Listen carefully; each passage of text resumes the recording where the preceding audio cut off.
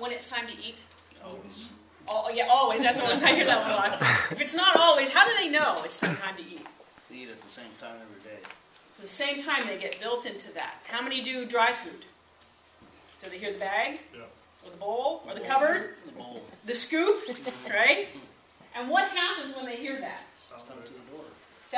They come running. They are right there. Yep. Okay. Now for human beings, we're just slightly higher on the evolutionary chain than that. I want to explain to this model that we're talking about. It's stimulus response. You know, to me, this is the most important equation in our lives and in the lives of our athletes. This little model right here. What are some of the stimulus or stressors that your athletes face? As athletes, student athletes. What are some of the things they face here? Time management. Okay, time. Okay, what else? Academics. Yeah, academics. What else? Physical wear and tear. Okay. Hormones. Right? There's a huge stressor sitting in this room. Coach. Thank you very much. Coaches are huge, right? Weather. Who's another person that's a big stressor to them? Parents. Parents, right? I mean, this list just goes on and on and on and on, right? And it ain't never going away.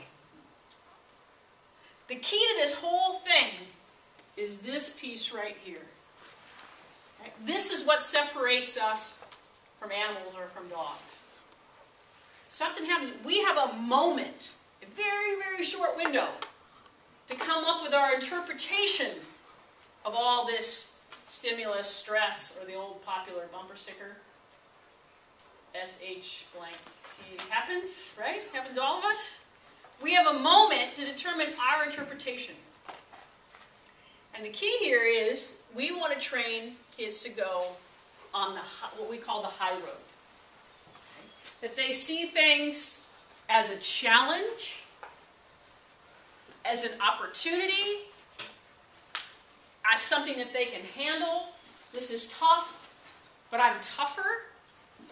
Okay? Versus the low road, where there's like, oh, this stinks. This is a problem. Why me? I can't believe it. This is blah, blah, blah, right? Yeah. And those are feedback loops that happen. And the beauty of this is that either way is a trained response. It's not genetic. I grew up in a family, pretty neutral, or I would say somewhat low road.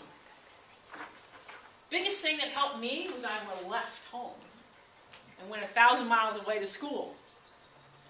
And got around people I had never been around before. And like, wow, they responded to things differently.